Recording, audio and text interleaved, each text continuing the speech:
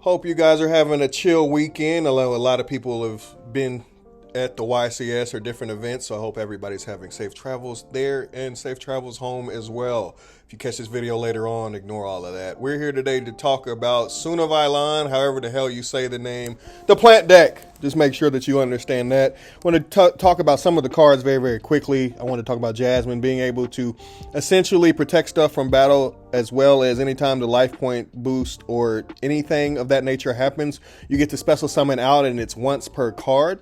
Also want to talk about Snowdrop the Rika Fairy, which is a tech card that I felt like was a tech card, but now essentially every deck list that I've seen it in, every time that I've tested it, everybody that I know that also plays the deck also agrees that Rika is pretty much necessary. Rose Whip is a card that I feel could have been its own tech video because it is absolutely insane. It's basically Winda for spells and traps, which is really good. It can also be bad if they have like Dark Ruler or something like that, or Droplet or Chalice or something, anything like that. But if they don't, you definitely have a little bit of a devastating impact. Obviously, I feel that this deck needs a little bit of something extra. That's why you have to kind of play the adventure stuff. And Painful Decision is a card that definitely sets a little bit of everything up. Anytime Dryas is summoned, it essentially, if it's link summoned into the extra monster zone, gets to add their spells or traps. And then the link 4 as well also can add a spell or trap from your deck to your hand, but then it also has a few battle protections, which is very similar to a card like Invincible Atlas if you play B Trooper or anything like that. Sunavailan Milas, which is the link 3, but essentially each and every time that you're using it, you're just bringing back the seed on and off of the field to then extend a little bit farther and do an awful lot of battle damage very quickly, and then attack as many times as well. Now, in getting in a little bit of the combos, and then obviously you need the link 1 itself is how you actually get to punch up and over stuff. Essentially, guys, what I wanted to show here is that Loki by itself is a massive plus, as you will see here in a second. And these cards also equal this card, although you don't want to open up the sewing, but you don't mind opening up Die or the Painful Decision. And anyways, getting into the combo, Sunseed Genius Loki is the wheels to everything in this deck, as well as Dryas. Now here, in my personal opinion with this deck, it has a huge issue with being hand trapped here. If you cannot play through the hand traps, you cannot play this deck like that. That's why everybody's playing the Adventure Engine that you've seen around. It's also been popping up in top deck lists overseas and here in the States. Now, as far as getting into Dryas, again, you get to start off by searching for any of these spells or traps with that name in them. And in this specific scenario, you're going to lose 1,000 or inflict 1,000 to yourself to summon out Sunseed Twin. Sunseed Twin is a very decent card, which you will see as it helps you to extend in and out of the graveyard as well as out onto the field. In this exact scenario, because you control the link monster, you get to again extend a little bit farther. So that's all this deck is. Don't get confused by this deck. It looks like it's a whole lot going on, but literally all it is revolving around the seed repeatedly and then extending into a pretty basic combo to then be able to extend into another extender and then extend into another extender. It just keeps doing that until eventually you just get tired of doing it, or you just run out of cards. As you'll see, this combo is pretty much based off of that. In this particular part of the combo, the twin summoned the seed, and then the link, Dryas, gets to summon the healer to then be able to trigger to summon out the healer immediately afterwards. From there, guys, you're link summoning the 2 monsters that you just had on the field, which is the Loki and the Dryas, to then make Jasmine, and then Jasmine is going to be able to tribute a card off of the field to then summon from your deck a Romage Laurel or Mardell. This is literally where all of the cards revolve around this specific combo right here to set up double Jasmine on the field, or at least 1 Jasmine on the field. As soon as Laurel is used and then sent to the graveyard, you gain 500 life points, thus triggering both of the Jasmines, and it is once per copy, not a hard once per turn, which helps you to have a little bit of silliness. And this essential combo and this exact choke point right here is why this deck has actually been shocking a little bit. Because people just aren't they're flat out just not ready for it, and people just underrated Therion, in my personal opinion. I wasn't ready for it quite as much. But now that I've really sat down with it, I've seen how much it helps some of these decks, and it's absolutely insane. We're talking about Lily here. which gets you to essentially jump a plant monster back onto the field, and then trigger off the Rose Girl in your graveyard as well to get it back to your hand, and then extend even farther. From there, you're tributing off the little equip that you had from the graveyard, and then adding the Therion field spell to your hand, and then the field spell is going to add Regulus. And then from there, you're linking the Jasmine and the card you just had on the field, the Lily, into the link 3, which is Milius.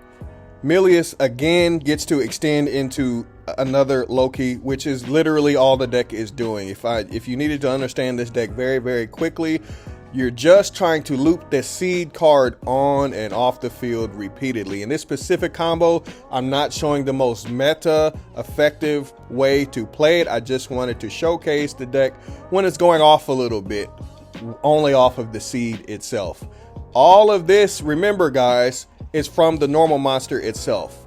Essentially from here, you're just extending even farther with another Dryas into the Sunvine Shrine, and you're going to actually get to use the Rose Girl to then kick it back into your hand and have free card advantage, literally for free. From here, you're going to banish the twin and the link monster that you have onto the field to then summon back Jasmine out onto the field. And then from there, you pretty much have a whole lot of negates. And then from that exact moment that I talked about before, you get to discard Rose Girl and then trigger it to kick it right back to your hand, as well as special summon off of the vine another seed, which is all you're going to do repeatedly. This is all you're doing over and over and over again. I feel it is very, very key to note that your extra deck it has to be very, very precise. And that exact combo that just ended is how you get to trigger to add the Rika to your hand. And this is where things get a little bit silly. And it essentially has become almost mandatory to play. Rose Girl gets added back to your hand. Then you go into the link 4, which is the Resurgent, which literally gets to extend itself back out of the grave. And right here, I feel is the perfect time in some of the combo to either go into the link 4 or tribute it off with the Rika Fairy that's in your hand. This time you're getting to add the Sun Violon Bloom, and then from there you're tributing off the Snowdrop and then special summoning out the Rose Girl, and then overlaying into Teardrop the Rika Queen, which literally is like a layer of darkness in an Exceed form, which is absolutely insane in my opinion. And then you get to bring the link 4 back out of your graveyard by banishing the appropriate rating from your grave to summon it back out. And you have a pretty decent board, guys. And remember, this is all off of the seed himself. Very important to note, very, very strong, and a decent deck that I feel like would help a lot of people that are returning to the game have something to enjoy. It's just a very different deck. So in this combo, guys, this is a little bit of the anti-Nib combo. This is what I wanted to show, is basically the effective way to play around Nib as quickly as possible is to go into the seed, go into the Dryas, and then get it back with the Lily, and then grab the field spell, and then from there you already have an out very, very rapidly. And then from there, it's the same exact combo in so many words that you had before, of being able to use the twin, pull back some cards. And this time I wanted to show off Mardell. Mardell isn't absolutely necessary. It's just something that you may want to consider, but I personally consider it a brick. But in general, I do love this card, amazing artwork, and I love Generator, the deck itself. It has a really cool play style. Anyways, and getting back to the point, guys, from there, you're getting to add the Laurel out into your hand, and then from there, you're just special summoning it out onto the field because your life points are higher. And then from there, you're just triggering off the Jasmine, and then from there, it's the same combo all over again. As quickly as possible, getting the seed on and off the field, using the Rose Girl the same way you did before, speeding the process up a little bit just so everybody can understand where I was coming from. And then from there, you're pretty much good. So guys, this deck isn't necessarily hard to play. A lot of people have been looking at it like, man, I've had a lot of people hitting me up like, man, how do you play this deck? It's not as hard as you think. It's just a whole lot going on in a whole lot of different directions, but it all literally revolves around the same thing. And that is the seed by itself equals this. But if you get to add a card like Lily to that to be able to play around Nib, I don't know, guys, it's pretty good. Anyways, and getting into the deck, Laurel essentially gets to special summon itself out anytime your life points are higher, which is really, really often, because you're going to have that because of the Aromage fun stuff like Jasmine in your extra deck. I think Triple Ash Blossom is just me trying stuff out. I feel like if you're trying to figure the deck out from there, just play Ash Blossom, start off with that.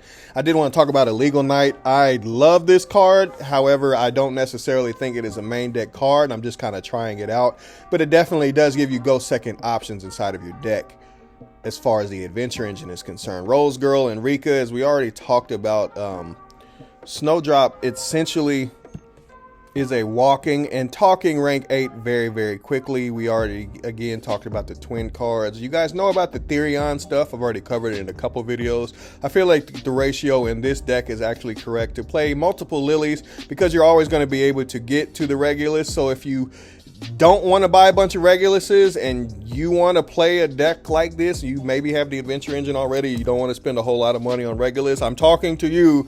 This was probably the variant that you want to play if you want to play the Therion stuff, because it's just easier and you don't have to spend it for 3. And I think the card is like $80 to $90 right now at minimum. As far as the rest of the deck, guys, it's just the adventure engine and then some of the necessary stuff that your engine is going to need, as well as some unnecessary stuff that I've kind of been messing around with the Mardell and the Rose Whip. I don't think either of these cards are necessary, but they definitely are something that I wanted to try, so I was trying them out. Mardell, you really could just cut it out of the combo like I did in the first one. It doesn't really matter. You're still going to summon out Laurel and do the exact same thing. With Bloom, you essentially, if you control a big Link 4, which that's amazing, you always have a big Link 4 on the field at the end of the turn. It essentially gives you the ability to have a skill drain that is very, very one-sided, as long as they only have the cards on the field at this moment. So it can be an impermanence, a glorified, more powerful impermanence that you pretty much have a setup on.